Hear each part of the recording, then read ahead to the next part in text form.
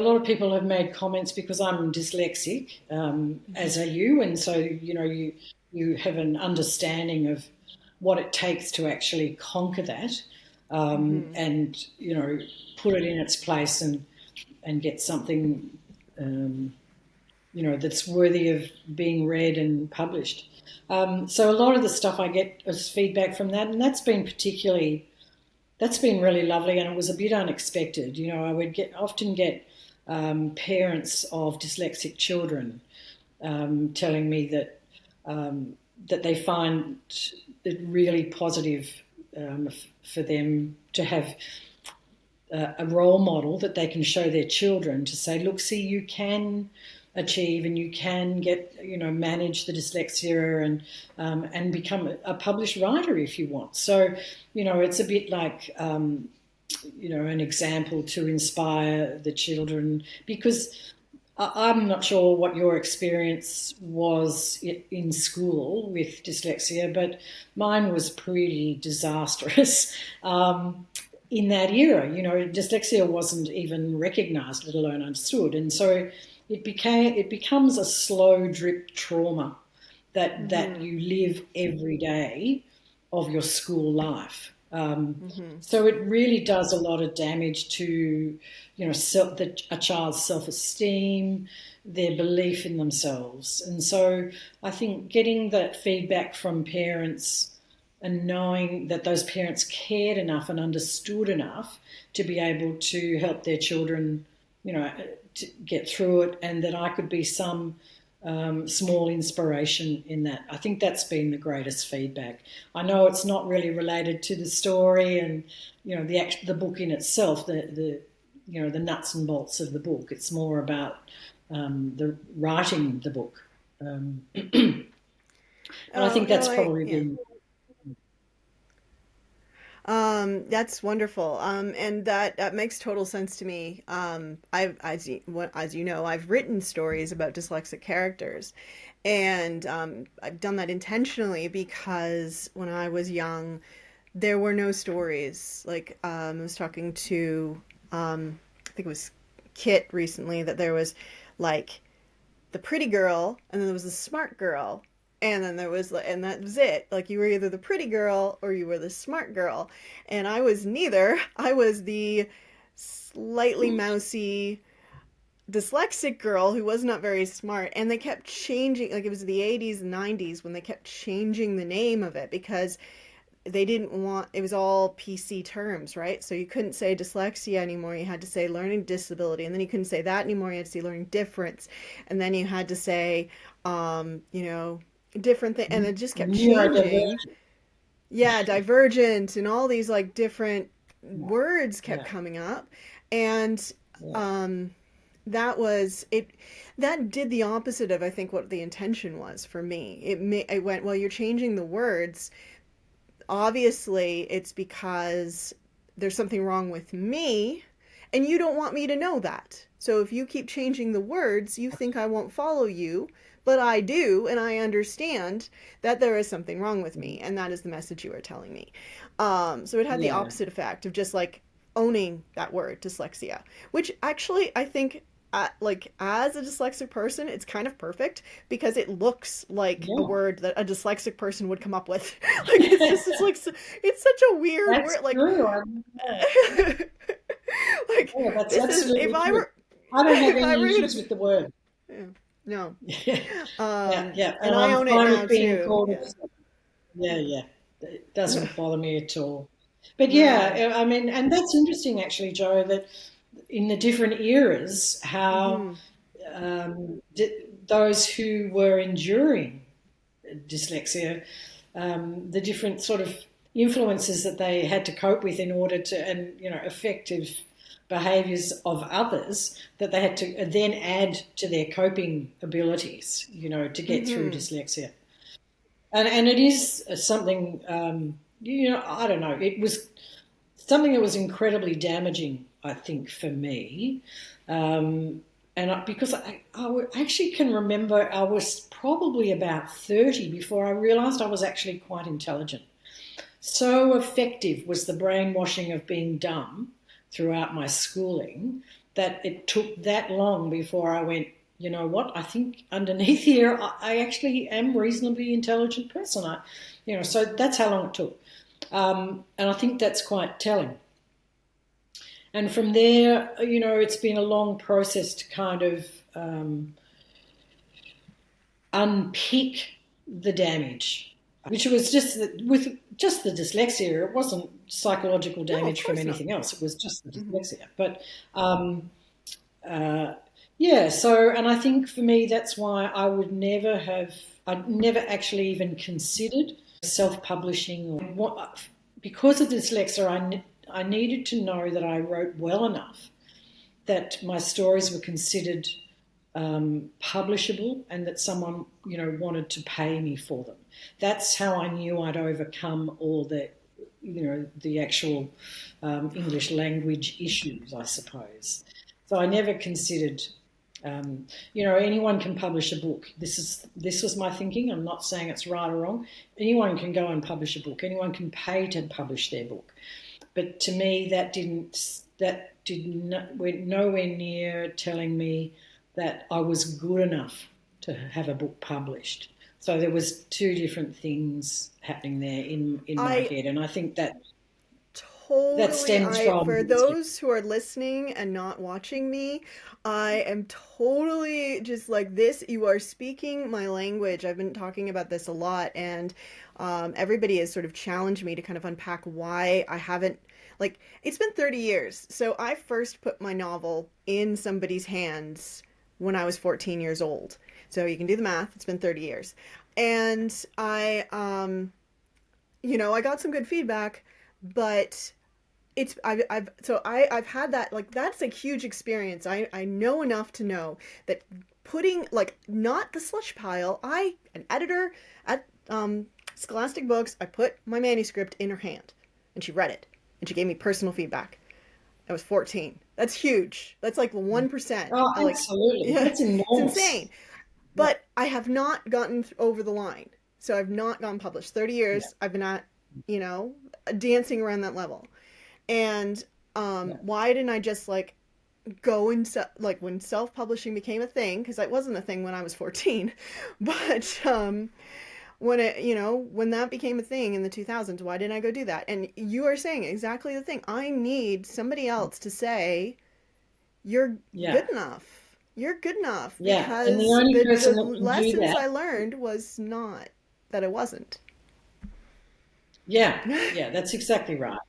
And to my mind, the only person that would convince me I was Mm. good enough, because you've got all those years of schooling to being those programs that have gone down and laid down in your blueprint that you're not good enough.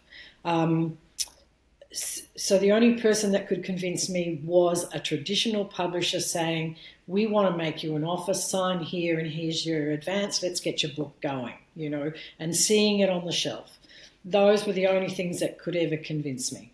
um, Yeah, yeah. yeah, and that is true. That is true. And I realized, like, when I was talking to Laurie, he said that all authors are desperate for validation. So it's not just you and me being dyslexic. Apparently, all of them are desperate for validation, and we have chosen the worst industry to get validation. I feel his pain and disappointment at that. Yeah. Yeah, look, it's anything in the arts is a very difficult industry to be in, but I'm not sure it's something we choose. I think it's something that we just are, and you just have to suck it up. Maybe in time it will improve. We'll focus more on the creative spirit and what it can do for society and how it can broaden minds and improve thinking processes and appreciate beauty, etc., etc., rather than focusing totally on accumulating things and money and the balance has swung well and truly away from the arts. It didn't always used to be like that. You look back in Elizabethan days, and artists, writers, painters were all, Mm-hmm. highly sort of, well, not highly valued, but they had a different place, and it could be Mm-hmm. seen, the value of what they brought could be was recognised. So hopefully, it will swing back at some point. But in the I'm moment, at the quite moment, hopeful. I'm quite hopeful yeah, because with all this new technology, AI and all that, the one thing AI can't do is create. It can yeah, mimic, it can steal, mm, it can organize, but it can't create. yeah, And yeah. And it I doesn't have a think voice, though. It no, doesn't have a writer's voice. You know, no, it doesn't. Yeah, no, it can't. It can't be creative. So roles like not just in the arts, but like high level roles, which is great for dyslexic because this is what we're good at.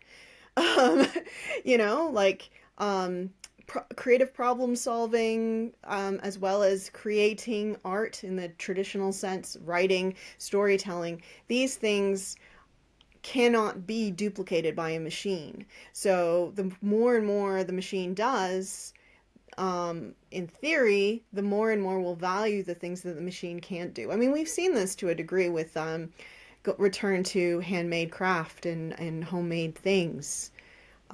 yeah, no. I We've think seen you're that. right. I think that I hadn't actually thought of that, but I think that's a very good point. It will highlight the difference. It will highlight what something like AI can't achieve, therefore highlight what the human element in creativity can achieve. Yeah, Mm-hmm. yeah, Yeah, exactly. spot And on. in a different way that mass production damaged the arts, because I think that's what, pre the printing press, um, art was, there was one, and and if you wanted another one, you had to copy it. You couldn't Yeah, just yeah, photocopy it. You had to yeah, copy it by hand. And so storytellers were huge because you had to have the storyteller there. Or a musician was huge because you had to have the musician there. There wasn't a record player, there wasn't a radio.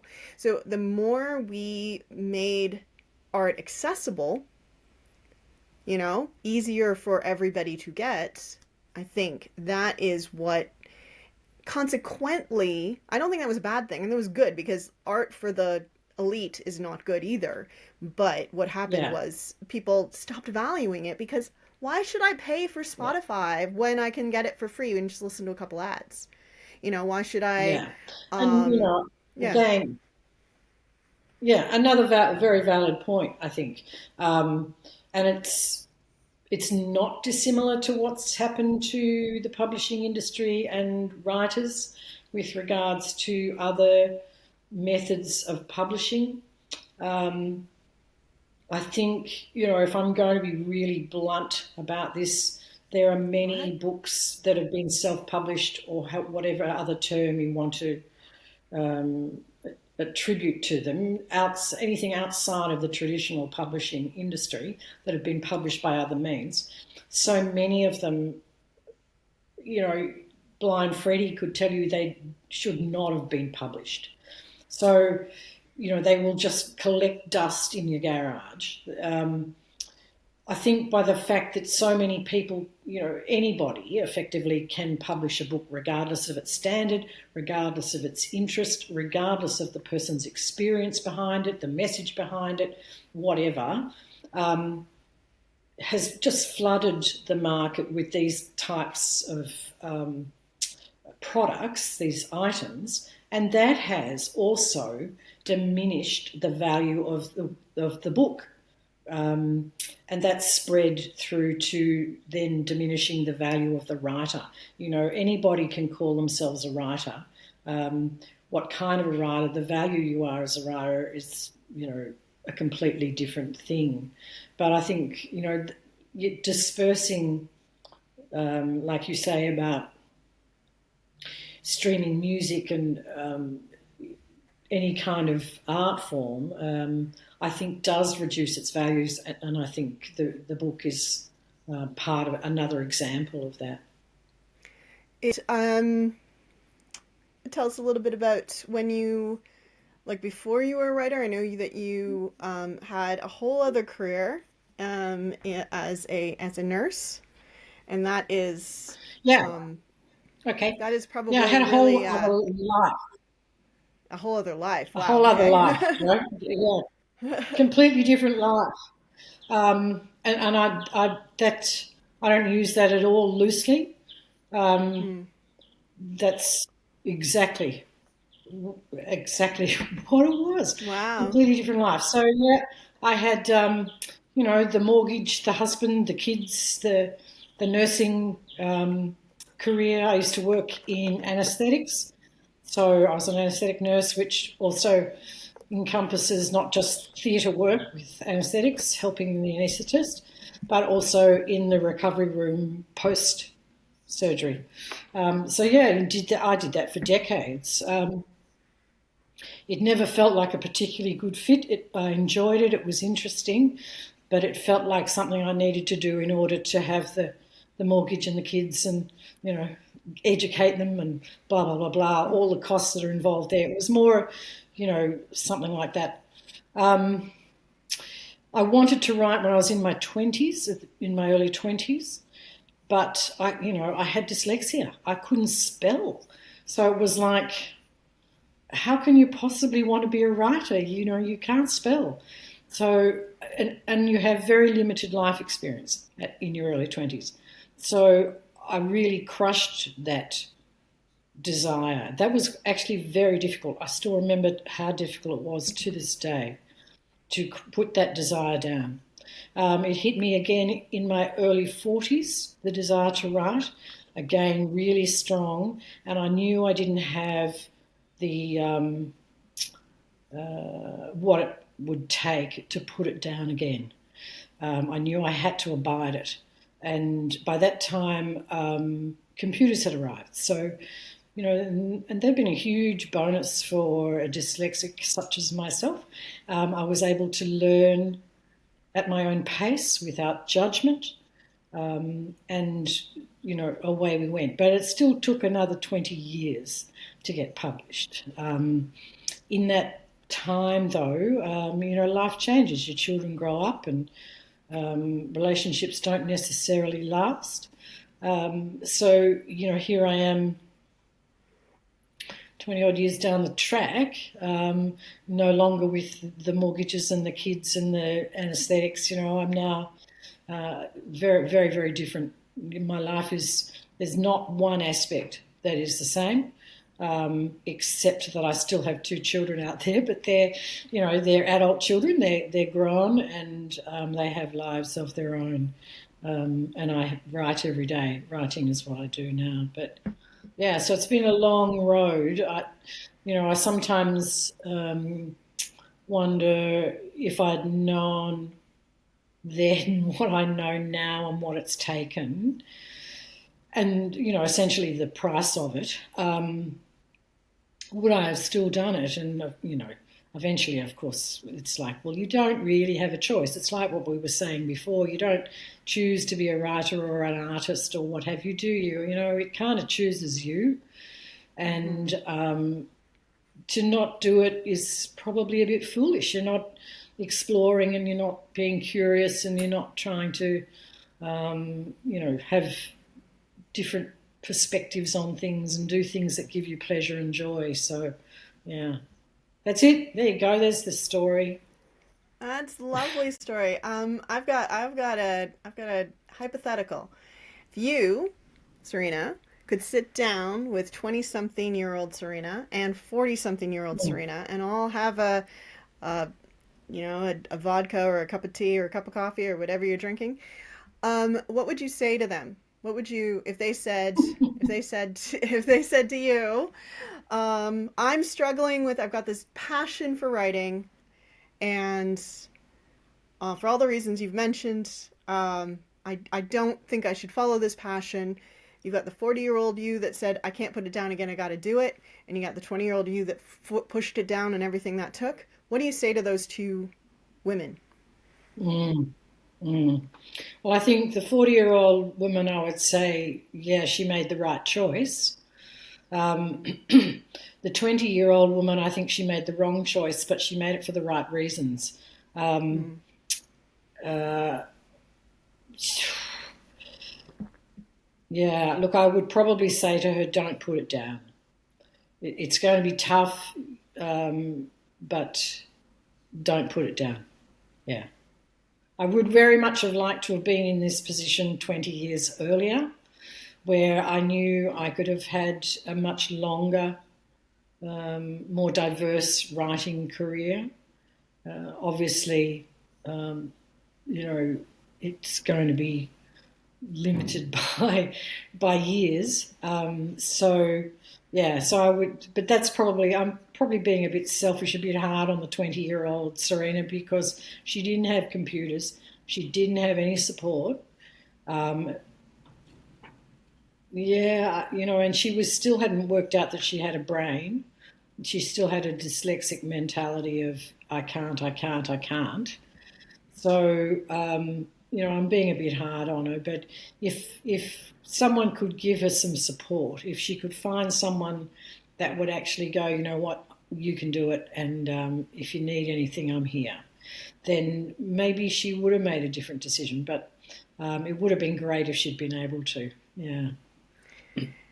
Okay, here's a question. If you could um, provide that support to 20-year-old Serina, knowing it would cost you some of your writing time, so knowing that some of your days, some of your hours that you spend writing have to be committed to helping this woman get to where you are faster than you got there, would you do it? Or would you go, no, wait till you're 40. I'm No, not I'd do it in a sacrificing what I blink. have now. Yeah, no, I'd do it in a blink.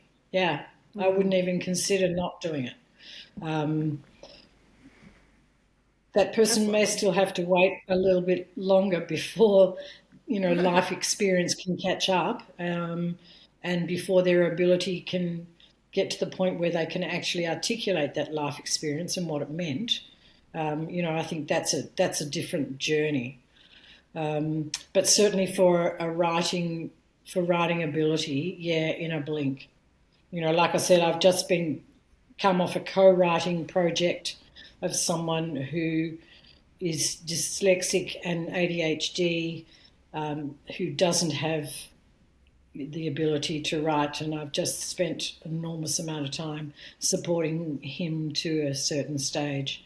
And it's a rewarding thing to do. But yeah, I'd certainly go back and help that dyslexic Oh, person. Yeah. that's lovely. That's lovely. Um,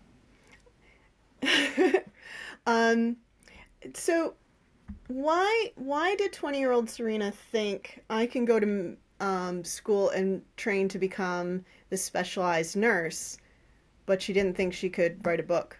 Why? Like, because I feel like that seems scarier from a dyslexic point of view. You got people's like lives on the line. You get a number wrong in the operating room, people die. I get a number wrong in my life, and I get a busy signal on a phone. Yeah, look, I didn't choose nursing. Would be the answer to Mm, that one, Joe. mm, I grew up at the end of the era where essentially women had three choices, and that was teaching, secretary, or nurse. I didn't like school. It didn't like me for obvious reasons that we've already discussed. So I didn't want to go back there. How could I teach someone when I couldn't learn? So teaching was out of the question.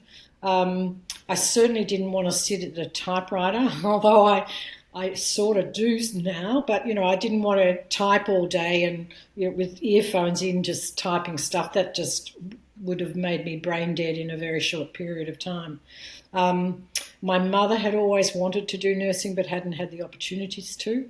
So when I picked the best of the bad three and said, well, maybe nursing, she thought, that's great. I think it's a great thing to do. And she was looking at it in terms of being able to provide for myself in the future.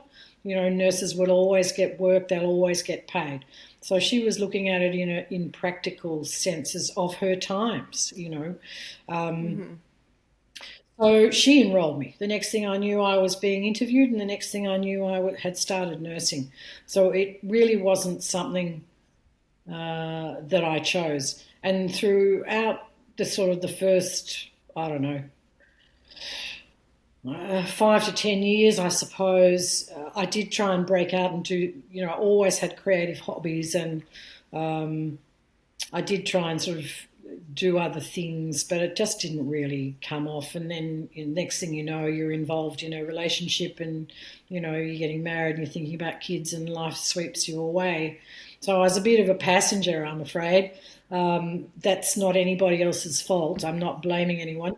It's just Hmm. the kind of the times, the era. You didn't pursue personal goals largely. I mean, there were, of course, some fabulous people out there who managed to have that really strong burning beacon that um, saw them pursue exceptional careers in whatever field. Um, I wasn't that strong burning beacon, and I just thought, well, I've got to do other things, and so away I went. Yeah, does that answer your question? Yeah, it does. And still terrifies me. I guess, like, Yeah, obviously, my mother also had the three choices, so I was quite familiar with that. In Canada, she could be a nurse, a secretary, or a teacher, and she picked teaching, which so she lucked out in the fact that one of those three options turned out to be very closely related to her passion. yeah, And yeah, then when I came along, I terrified her because I wouldn't do I wouldn't go along. I wouldn't take the sciences. I knew that that was not for me, and I wasn't going to do it. And um, I wouldn't go along. And I mean, I'm the age I am, and I'm not published either. So you could argue that maybe if I had, like, you know, done the good thing and actually thought about practicality, yeah. not a No, shiny no. beacon I think either. what you did. Yeah, no. You did what Absolutely. you I think did. what you did is right. And, Mm. it was my experience that then had me never force anything on my children, and just try Oh, and, lovely. follow what and support them in what they wanted to do. And I never inflicted any kind of guidelines or framework other than education, and then, Hmm. go and do whatever it is you want to do afterwards. But, yeah, and that came from my experience.